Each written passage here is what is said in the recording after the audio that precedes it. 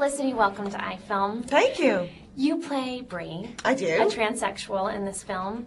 As an actress, how do you go about becoming a man who is becoming a woman?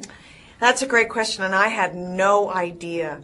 I don't even know how to become a man, much less become a man becoming a woman. Do I become more masculine? Do I become more feminine?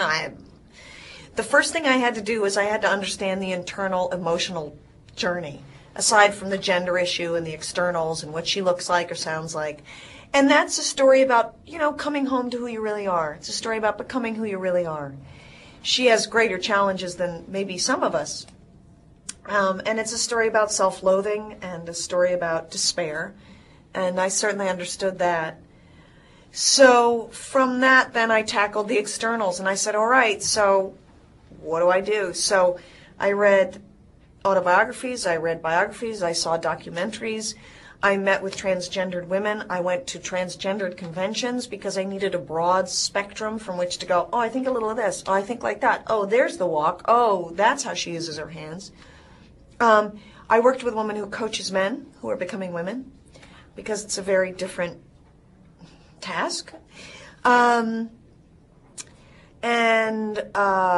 I did everything from figuring out what happens to your hair with the hormones. What does tracheal surgery look like? What's it mean when you have a brow lift? What's it feel like when you have 350 hours of electrolysis? How do you hold your arms? How do you hold your hands? And then finally, it was the voice, because hormones can change a lot, but not your voice. So you look like you, but you sound like James Earl Jones. And it's a clock, they can tell right away. So I had to find a male voice sounding like a female voice, and that took me a long time. And I finally found a great teacher. In New York named Katie Bull, who said, stop. What elements do you want in her voice? Who is she? And I said, well, she's becoming who she is. She feels despair. She feels alienation. She feels self-conscious. She's intelligent. She goes, let's take that and figure out how to put it in your voice. And we came up with a warm-up so I could drop it 6 octaves, and then it was just a juggling act. You're on the hit show Desperate Housewives. Yes. It's very important to be beautiful and sexy cast. And here you're playing Bree, and like you said, you're wearing a wig where the hair is thinner, and the makeup's not supposed to be flattering. Right. And in fact, you're wearing a prosthetic penis. Yes. This was a courageous role for you to take.